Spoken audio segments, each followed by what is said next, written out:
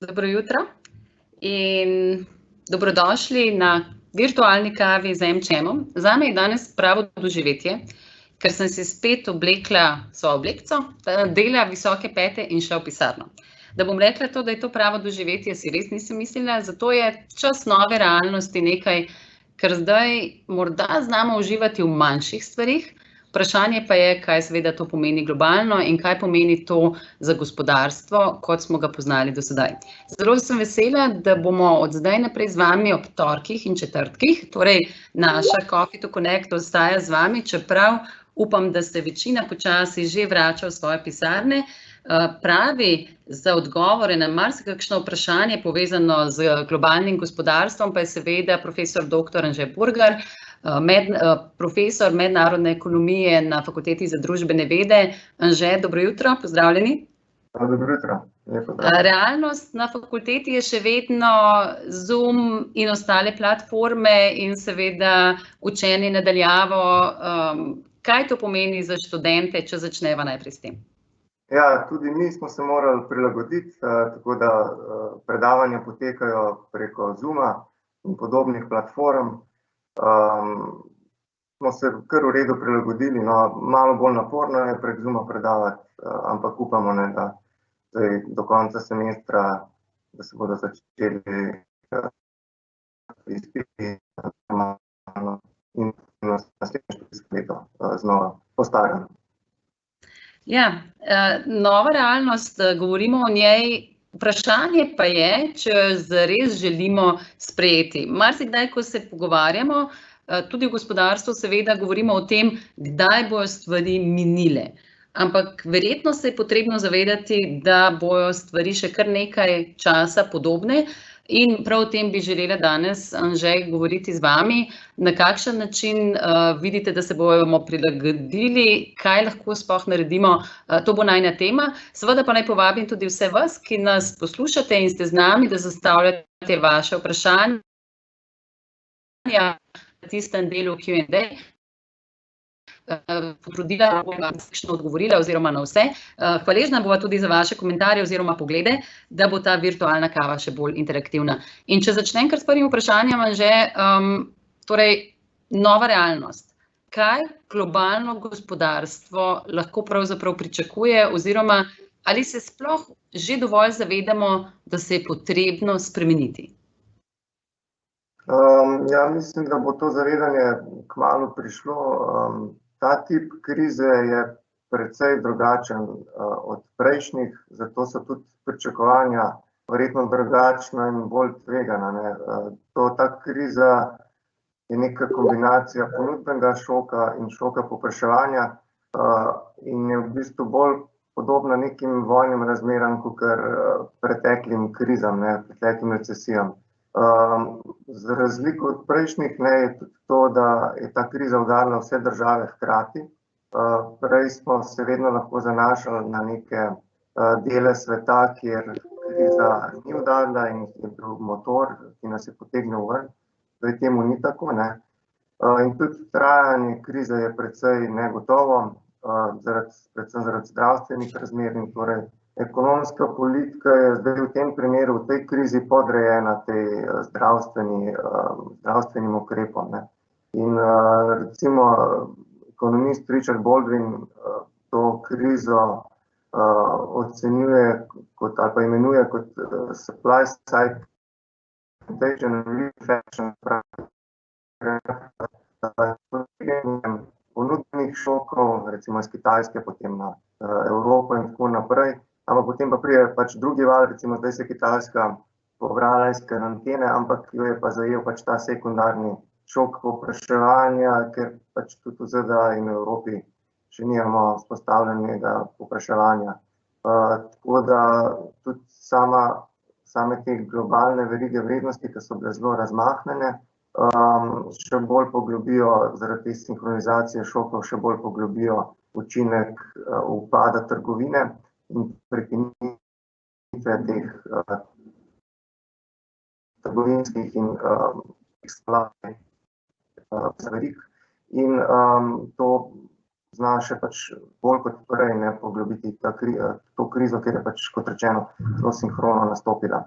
Zelo veliko smo se spraševali, ali bo to spremenilo pravzaprav neke globalne centre moči. Marsikdo je pogledoval proti Kitajski in celo z najvišjih vrhov določenih držav je prihajalo obtoževanje, da je bilo namensko sproženo in tako naprej.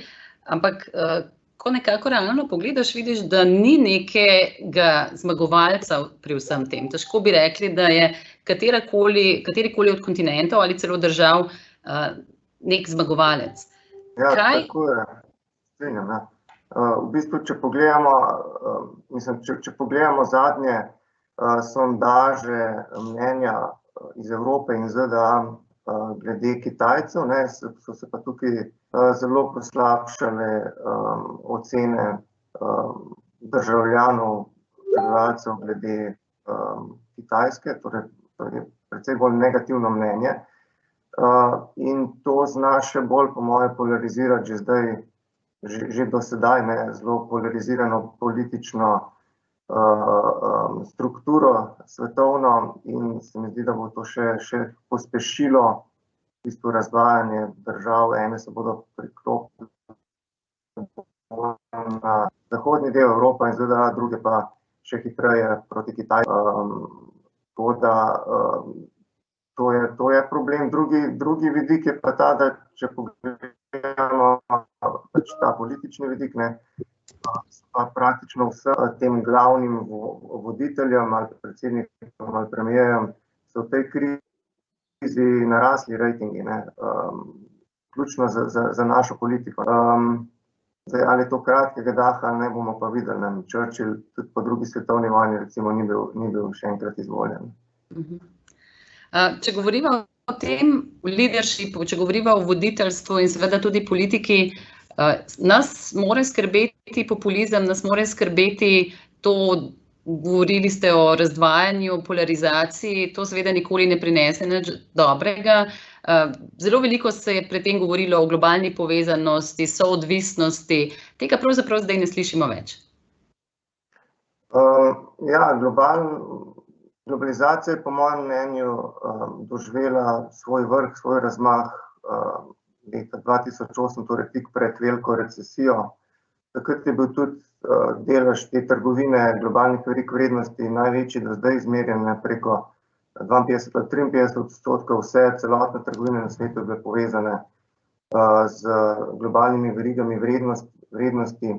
In po tej krizi je pač sledil velik upad trgovine in potem nekakšen odboj, ampak nikoli ta obseg te globalne trgovine ni dosegel niti hitrosti povečevanja, niti samega obsega nivoja kot pred krizo. In zdaj v zadnjih letih je pa zanimivo opazovati podatke, pa v bistvu ta delež teh globalnih verig vrednosti v celotni trgovini pa celo pada.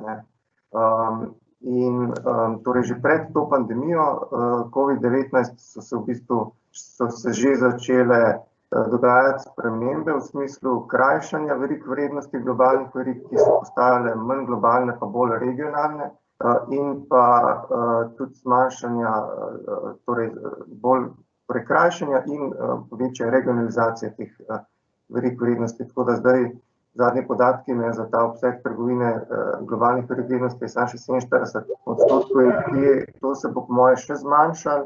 Mislim, da podjetja bodo zdaj začela razmišljati, kako še zmanjšati tveganja prekinitev teh supply chainov, v smislu, da grejo v backshoring, se pravi, da določene aktivnosti potekajo bližje svojemu domačemu trgu, z bolj avtomatizirano proizvodnjo. Tudi če pogledamo recimo indekse borzne, te najprej splošne, Standard & Poor's, in jih primerjamo z temi specifičnimi podjetji iz robotike, iz te industrije, vidimo, da ta industrija je že pred časom in tudi zdaj, tudi po temu upadu, je doživela precej večji odboj in tudi hitrejšo rast vrednosti teh podjetij, kar nakazuje, da v bistvu podjetja načrtujejo robotizacijo in pa backshoring bližje Kaj to pomeni za Evropo? Kaj to pomeni pravzaprav za Slovenijo? Bova seveda govorila, glede na to, da smo dejansko izvozno naravnano gospodarstvo, ampak kaj to pomeni za Evropo? Ker če pogledamo po tehnološki plati, se zdi, kot da Evropa kljub vsemu nekako ostaja zadaj. Ali je potrebno, da vse svoje pravzaprav znanje investiramo v to, da gremo res v zeleno okrevanje? Je to odgovor Evrope, ki je pravi? Po eni strani Kitajska se srečuje s svojimi izzivi, kot ste že omenili, po drugi strani ZDA poskuša z hitrejšim odpiranjem in seveda tudi, če pogledamo tehnološko gledano, je v nekolikšni prednosti, pa vendarle se Kitajska približuje Evropa, kot da je nihče več ne omenja. Kje je torej odgovor Evrope? Ja, vsekakor bodo evropska podjetja ne morala razmišljati, kako dohiteti na ravni inovacij, kako dohiteti pač te vodje. Zdaj to se da početi na ravni njihovih strategij, seveda potrebno je pa tudi vzpostaviti neko ustrezno poslovno okolje v Evropski uniji, ki bo to pač omogočalo lažje. Pač tukaj govorim predvsem o še zmanjšanju obstoječih ovir, ki jih ima Evropa v trgovini, poslovanju znotraj skupnega trga in pa zlasti tudi, kar se tiče finančnih in kapitalskih trgov, ki so tu precej manj v Evropi razviti za financiranje teh tveganih naložb, semenskega kapitala, so te stvari, te kapitalski trgi veliko bolj in cela infrastruktura veliko bolj razvita v ZDA ali pa pač recimo vsaj v Veliki Britaniji, v kontinentalni Evropi. Mislim, da kar se tiče ekonomske politike, sem vedno skeptičen, da bi nekako potiskala v neko smer. Mislim, da je tu treba pustiti prostor podjetjem, da se samo odločijo glede strategij, verik vrednosti in inovacij. Lahko pač seveda politika nudi neke davčne spodbude in podobno, ampak jaz mislim, da že sama dogajanja, same spremembe v globalni ekonomiji na čelu s Kitajsko, podjetja, kot sem prej omenil, že sama po sebi avtonomno silijo, da pač ne prinašajo tolikšnega obsega, ker postajajo vse dražja, ampak pač išče druge rešitve, mogoče bližje domačemu trgu. Zdaj to za Slovenijo seveda pomeni prednost, če evropska ta glavna vodilna podjetja del svojih aktivnosti potegnejo nazaj iz Vzhodne Azije, bližje Vzhodno Evropo recimo, bo Slovenija sigurno lahko pridobila. Zaradi tega, ker pač imamo še vedno relativno stroški so nižji, dovolj produktivni, da lahko in imamo dovolj človeškega kapitala, da lahko te aktivnosti normalno upravljamo in v bistvu smo na boljšem kot prej v času velikega razmaha globalizacije. No, ampak, ko govorimo o enotnem evropskem trgu, seveda tudi z izstopom Velike Britanije je ta postal manjši. Je enotni evropski trg res nekaj, k čemur težijo države, ali je to samo takrat, ko nastopi neka kriza in se potem začnemo zavedati vseh teh prednosti, ki ga lahko tak trg prinese? To bi bil del vprašanja. Drugi del pa morda povezan tudi s tem, da dejansko se zdaj tudi podjetja in nasplošno gospodarstvo ob tej nepričakovani situaciji zelo obračajo k državi in veliko pričakujejo tudi od politike.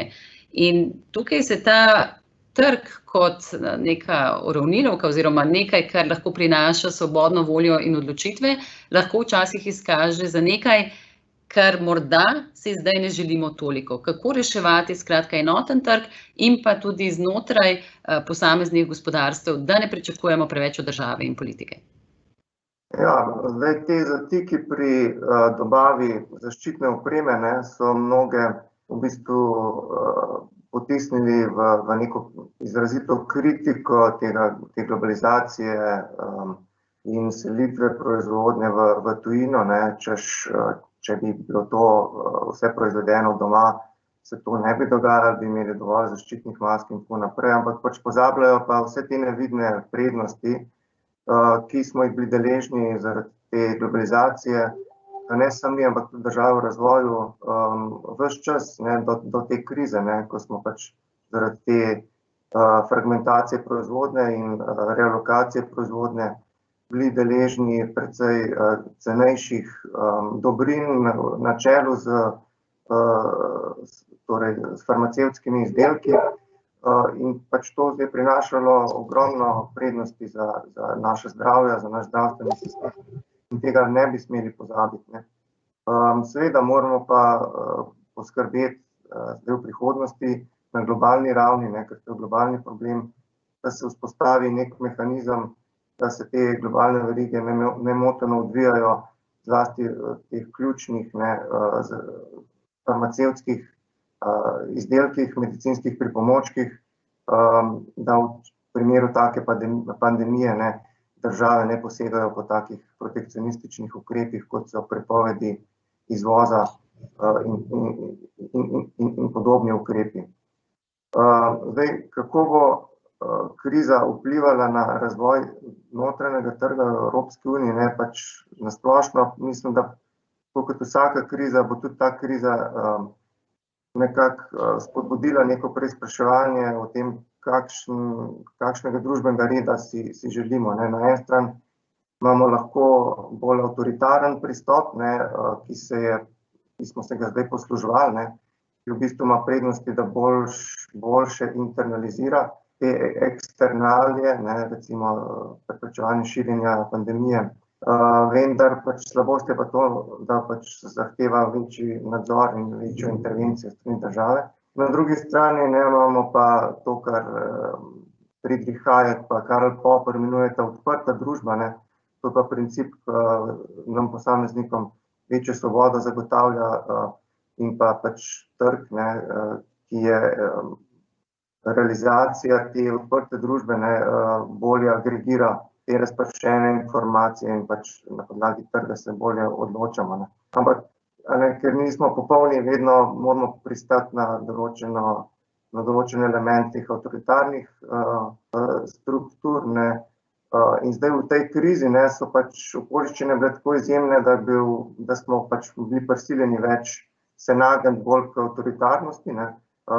Zdaj jaz upam, da bomo šli nazaj, da bomo pač pregledali, da je to samo smiselno početi samo v izrednih okoliščinah, vse te ukrepi, ves ta nadzor, vse te omejevanja, vse te pomoči, to so smiselne seveda zdaj, ampak to samo v teh izrednih ukrepih na dolgi rok, ko se vse to umiri, se moramo povrniti spet na tržni sistem, moramo omogočiti ljudem in podjetjem, da imajo svobodo odločanja, razpolaganja za lastnino, in tukaj bomo mogli biti zelo pazljivi, kar se tiče tehnologije, ki zdaj v bistvu to krivuljo med avtoritarno pa odprto družbo v bistvu zlahka pomaknejo bližje avtoritarizmu, se pravi, ta tehnologija nam zdaj omogoča precej večji nadzor nad posamezniki. Zdaj, to se je v določenih državah izkazalo za koristno, v Tajvanu pa Singapurju, za preprečevanje krize, ampak ne vem, če smo mi v Evropi pripravljeni za tako, ko bi rekel, Faustovo kupčijo, da smo pripravljeni žrtvovati v času te pandemije takšen obseg svobode. Tako da upam, da se bo Evropska unija, ZDA pa pač celoten svet, da se bo vrnil k nekim liberalnim temeljem, nekemu sodelovanju in da se ne bodo nadaljevale te trgovinske vojne, ki so se 2 leti nazaj začele, in da pač se bodo te družbeni problemi, globalni problemi, da se bodo začeli naslavljati na bolj odprt način, manj dirigističen. Tukaj se pogosto v zadnjem času kar že morda nekakšna agresija začne pojavljati, čim začneš dvomiti o čemerkoli. In to je verjetno tudi nek znak, da smo morda preveč popustili tej avtoritarnemu načinu in se oprijeli neke navidezne varnosti, tako kot ste rekli, to zna biti res Faustova kupčija. Kdo je tisti, ki mora veliko o tem govoriti? Tudi se je potrebno verjetno zavedati, da tudi politika sama nima nekih odgovorov in zato morda dela stvari bolj rigidno, kajti na nek način prevzema odgovornost. Ampak kdo so torej tisti, ki morajo več govoriti o tem, kdo so ljudje, ki morajo izpostaviti pomen svobode, vseh svoboščin, ki smo si v vseh teh letih vendarle pridobili tudi kot Evropejci in ki smo jih nekako izvažali vse povsod, zdaj pa smo kar preveč, po mojem mnenju, konformistični na določenih temah. Ja, jaz mislim, da odgovor je v tem, da upam, da nas bo ta kriza naučila tudi to, da je smiselno nadgraditi to neko binarnost, ki smo bili do zdaj vajeni, torej na eni strani država, na drugi strani trg, podjetja, ne. Jaz mislim, da je to potrebno nadgraditi v večji meri kot do zdaj, ne, za civilno družbo kot tretjim partnerjem, ne, ki je zelo pomemben partner, akter se je izkazal tudi v tej krizi, ne, recimo brez svoje aktivne vloge civilne družbe, ne, vseh nas posameznikov, ko smo upoštevali pravila, se držali teh pravil, ne, pač bi bili potrebni čisto drugačni ukrepi, bolj avtoritarni, ne, in tudi pač podjetja bi večje stroške utrpela, ne, tako da pač mi moramo na vseh treh obliščih delati, torej in država, in podjetja, in civilna družba, torej civilna družba, vidim to vlogo civilne družbe ravno v tem, ne, pač da hkrati nadzira torej ekscese, ki jih morebiti izvaja država in podjetja, ne, na način, ne vem, da opozarja na nepravilnosti, razkriva politične in gospodarske kršitve.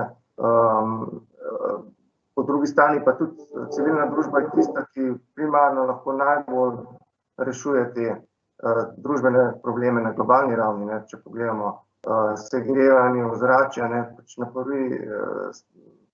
na prvem koraku smo pač mi tisti, vsak posameznik od nas je tisti, ki je odgovoren, da pač reciklira, da čim manj onesnažuje okolje, da pač okolju prijazne tehnologije in dobrine izbira. Brez tega, ne, brez naše participacije, se bomo pač morali bolj avtoritarnih ukrepov poslužiti, ne, in tudi podjetja sama ne morejo brez naše pomoči zagotavljati tega. Tako da jaz vidim rešitev v tem. Ta trikotnik, to s 3 oglišči, verjetno je treba razširiti še z enim in narediti pravokotnik, oziroma kje pa so tukaj mediji, pa tudi socialni mediji, ki marsikaj zdaj v teh časih polarizirajo.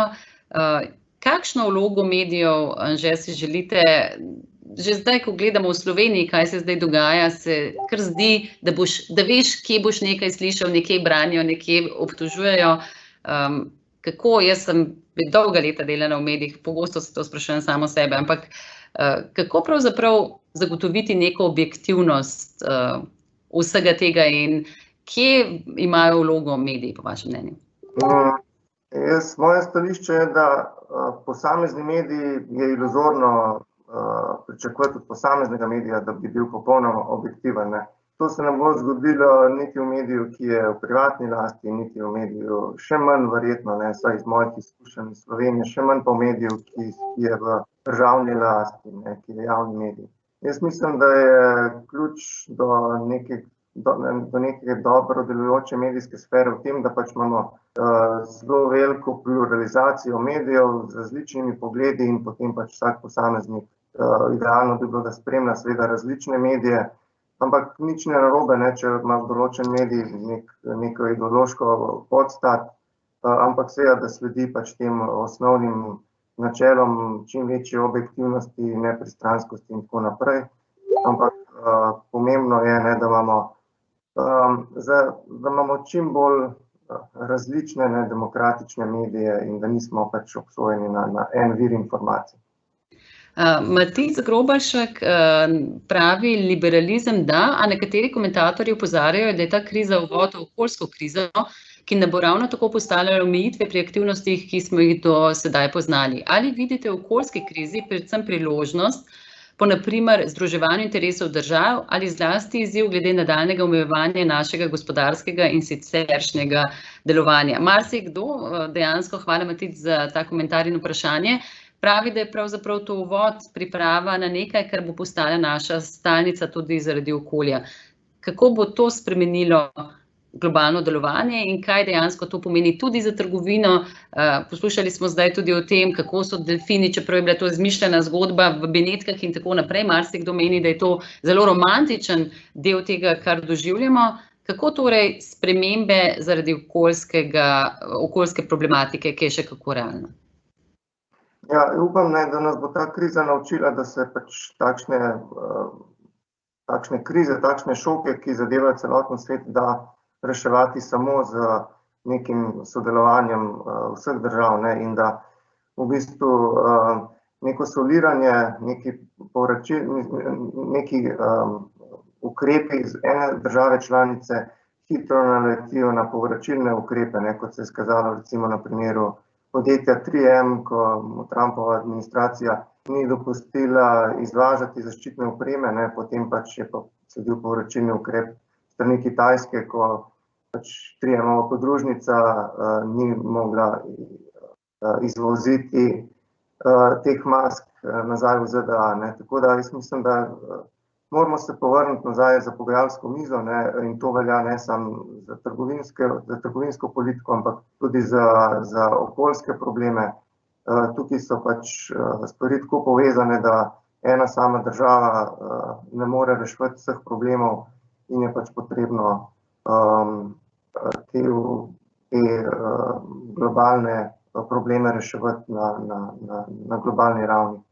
Zdaj seveda, to je velik problem, ker pač imamo vedno moralni hazard pa problem zastonjkarstva, ne, ko pač nekatere države se poslužujejo pač premajhnega obsega ukrepov, zato ker potem freeridajo na ukrepih drugih, ampak pač potrebno je iskati rešitve, ki pa morajo biti kooperativne in globalne.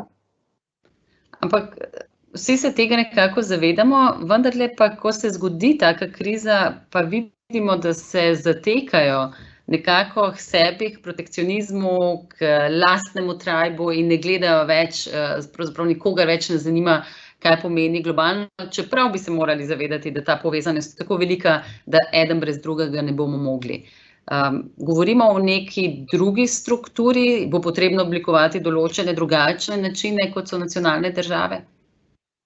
Ja, vsekakor bo recimo, kar se tiče Evropske unije, bo potrebno najprej znotraj Evropske unije zagotoviti vzpostaviti nek sistem, da se ne bi ponovili ti zatiki pri zaščitni opremi, ko pač Češka ni hotela izvoziti zaščitne opreme v Italijo in tudi med Italijo in Nemčijo, so bili problemi, tako da pač tu bo potrebno vzpostaviti mehanizem, da bi se preprečili, ker iluzorno je pričakovati, da bi vsaka država vzpostavila celotno infrastrukturo za proizvodnjo vse te zaščitne opreme, medicinske in farmacevtske, in pač bo Evropska unija morala graditi na tej solidarnosti.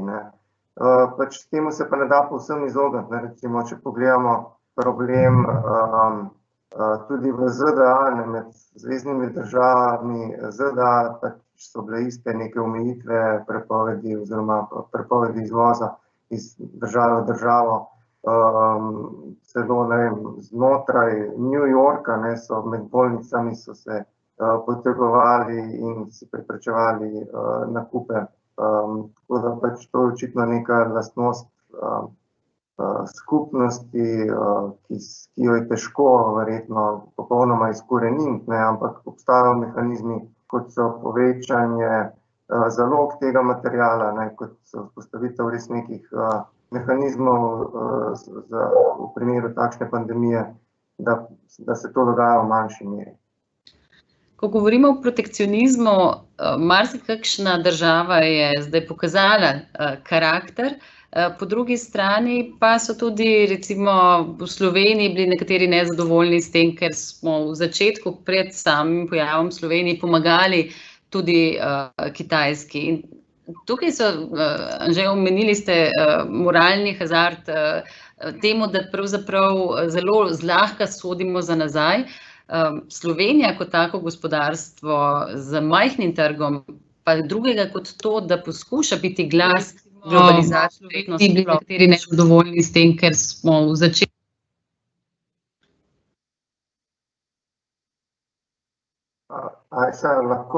Ja, nekaj me je prekinilo. Globalne sile so me prekinile. Vprašanje pa je bilo, Slovenijo so marsikdaj tudi kritizirali, če je preveč, oziroma slovensko politiko, če se je preveč obrnila navzven in poskušala biti tudi bolj mednarodno vpeta. Ampak ali imamo kakšno drugo možnost kot to, da smo glas za globalizacijo glede na omejenost trga?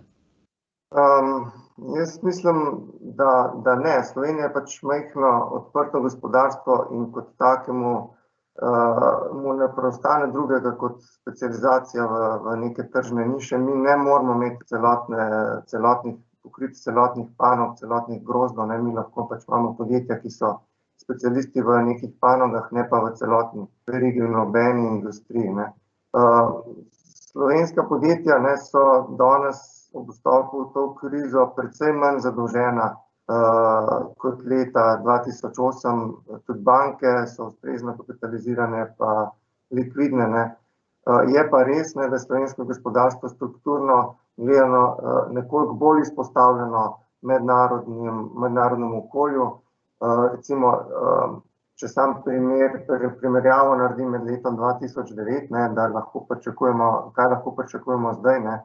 Leta 2009, ne, ko je globalna ekonomija padla samo za 0,1% BDP-ja globalnega, ne, je takrat nominalni obseg trgovine padel za 23%, ne. V Sloveniji je v tem letu 2009 padel za 17% izvoz, ne. Zdaj, takrat je izvoz pomenil kot delež BDP 65% BDP-ja, danes ne pa okrog 75% BDP-ja, ne. In tudi izvoz kot delež bruto dodane vrednosti, ne, gledano kot dodano vrednost v BDP-ju, je se povečal iz 38 na 45. Skratka, izvozni sektor je precej bolj pomemben danes, ne, kot pa je bil 10 let nazaj. S tem, da Svetovna trgovinska organizacija za letos napoveduje precej večji upad globalne trgovine, tam med 13 pa 32% naj bi upadla globalna trgovina, ne. Kar pomeni, da se bo izvoz in s tem začasno BDP v Sloveniji precej bolj znižal, ne, kot se pa je leta 2009, ne. Pa ne smemo pozabiti tudi to, da bodo pod veliko večjim negativnim šokom ne samo predelovalna industrija, ampak tudi zelo pomembni za Slovenijo, pomembni storitveni sektorji, ne, kot so turizem, gostinstvo, logistika in tako naprej. Tako da pač moramo se zavedati, da ja, to je v dobrih letih, to, da smo odprti, je v dobrih letih vsekakor prednost Slovenije, rastemo hitreje, pridobivamo boljšo tehnologijo, naša podjetja so izpostavljena konkurenci in s tem prisiljena k povečevanju učinkovitosti in s tem produktivnosti in plač, ampak ja, v takšnih šokih, ne, se pa pač to lahko pokaže kot neka slabost na kratek rok, ampak upam, no, da se ta globalna aktivnost in trgovina čim prej pobereta in da pač zagon gospodarstev strani Avstrije, Nemčije in naših drugih večjih partneric, da bo v bistvu hitro potegnil iz krize tudi naša dobaviteljska slovenska izvozna podjetja. Tukaj verjetno že je lahko velika nevarnost, da spričo tega, da pogosto v strahu deluješ kratkoročno, ker si k temu verjetno tudi prisiljen zaradi preživetja, lahko tudi poskuša slovensko gospodarstvo, in tukaj se sprašujem, ali je to sploh mogoče, se bolj spet obrniti proti sebi in, kot ste omenili, reči, ta globalnost je prevelika izpostavljenost, celo nekatere politične stranke govorijo o tem, da je to izjemno slabo, da je Ahilova peta za Slovenijo prav izvozno naravnano gospodarstvo, pa vendarle ob tem ne upošteva vsega tega, o čemer ste zdaj govorili. Kako preprečiti, da prvič ne bodo podjetja preveč zapirala meja in poskušala delovati samo na tem zmanjšanem obsegu, in po drugi strani, kako preprečiti, da ne bo nota tudi v širši družbi, da ne se obrnemo zgolj k sebi in pozabimo na globalni trg.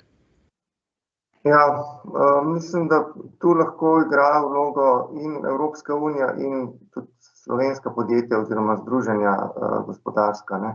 Evropska unija lahko naredi veliko kot eden vodilnih promotorjev multilateralnega trgovinskega sistema, ne, na čelu z Svetovno trgovinsko organizacijo. Evropska unija se pač tradicionalno že ves čas zavzema trgovinski spori, trgovinska vprašanja in pa nadaljnja liberalizacija svetovnega poslovanja in trgovine odvijala v okviru WTO-ja in ne na bilateralni ravni, kot mogoče je zdaj začela Trumpova administracija takšno trgovinsko politiko voditi. Kar se tiče pa slovenske dimenzije, ne, pač tu lahko največ slovenska podjetja naredijo bodisi preko teh združenj, ne, tako da predstavijo, kakšne koristi imamo ne samo zaposleni in lastniki podjetja, ampak tudi mi potrošniki s tem, da je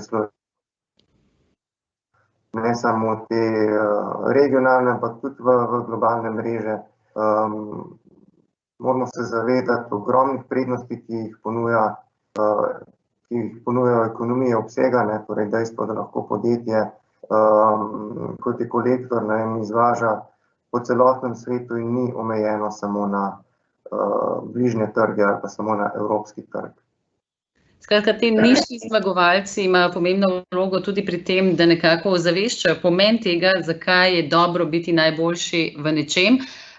Govorila sva tudi o tehnologijah, ki prinašajo veliko pozitivnega, seveda so tako kot vsaka tehnologija in orodje lahko tudi negativne, pa vendarle Slovenija se poskuša pozicionirati kot država, ki ima največje število inženirjev per capita na področju umetne inteligence. Je nekaj takega lahko prihodnost Slovenije, da se pač v nečem, ki je tako globalno vse prisotno in pomembno, poskušamo pokazati kot center? Glede na majhnost slovenskega gospodarstva bi jaz težko delal kakršnekoli napovedi, v katerih stvareh bomo dobri, ne.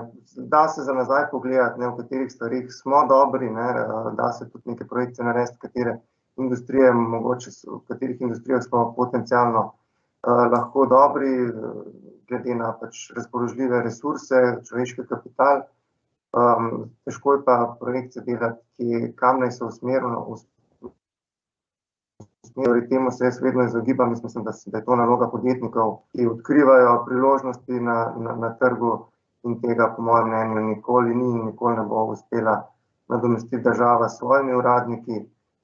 Pred leti nihče si ni predstavljal, da bomo dobri, ne vem, v ultralahkih letalih, ne, pač imamo podjetje, ki je zelo dobro v tem, ampak ne, kot rečeno, Slovenija je tako majhna, da to že eno, dve podjetji sta lahko takšni, ki popolnoma obrneta neke primerjalne prednosti in vzgojita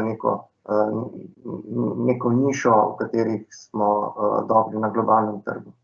Torej, potrebno je negovati ta inovativni duh, postavljati predvsem infrastrukturo strani države, po drugi strani pa podjetniški iznajdljivosti in seveda tudi volji pa načinu razmišljanja prepustiti to, da se pozicioniramo.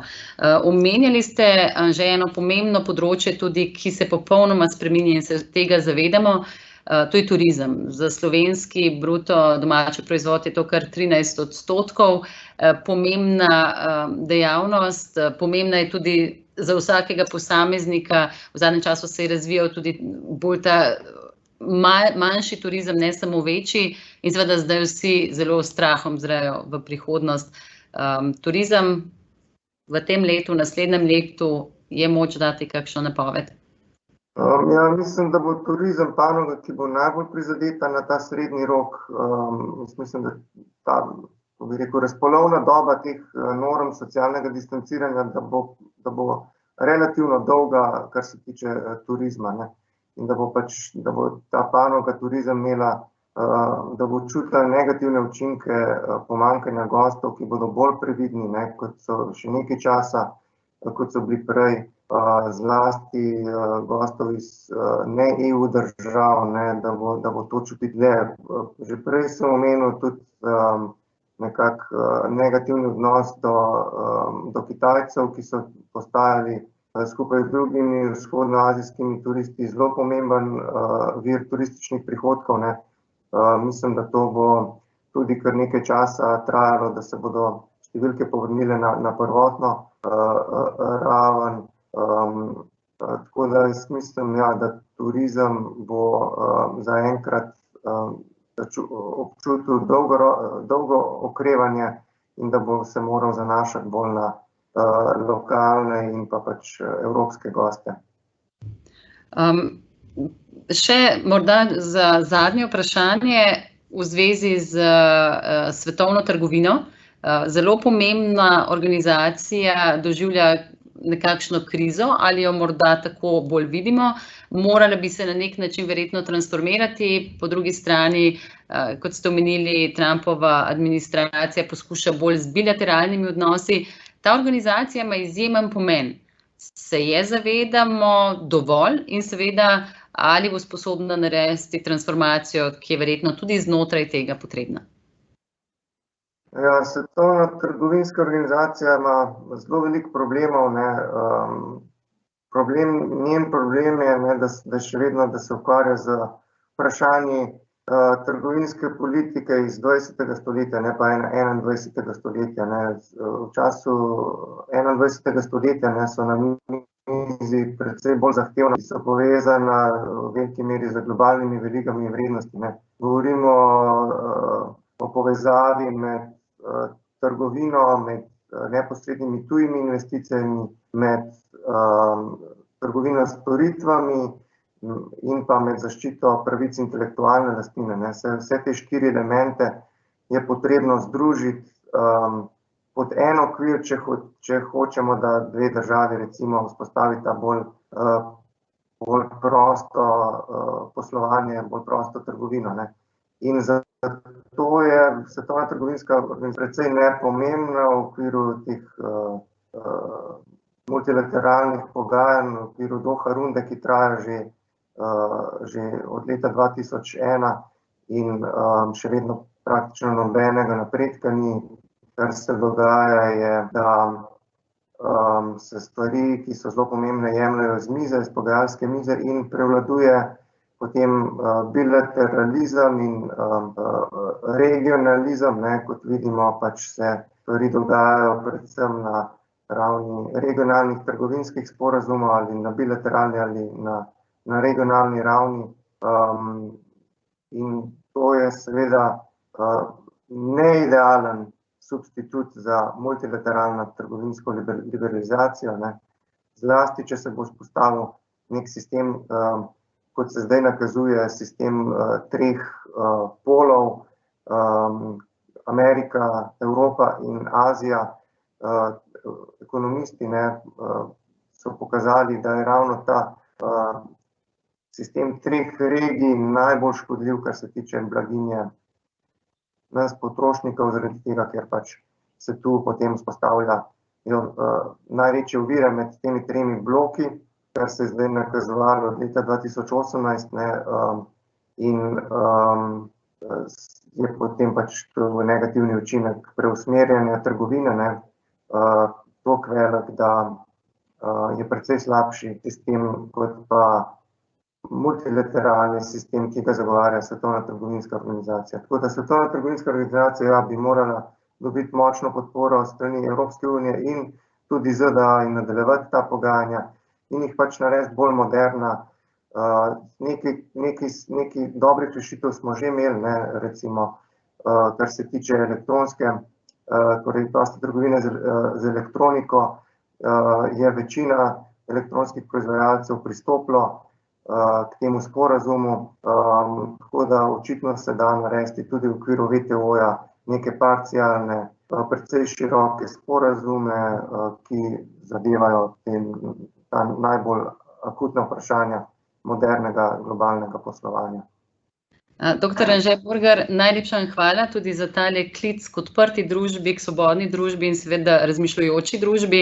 Marsikakšna transformacija nas čaka. Lepa hvala za danes.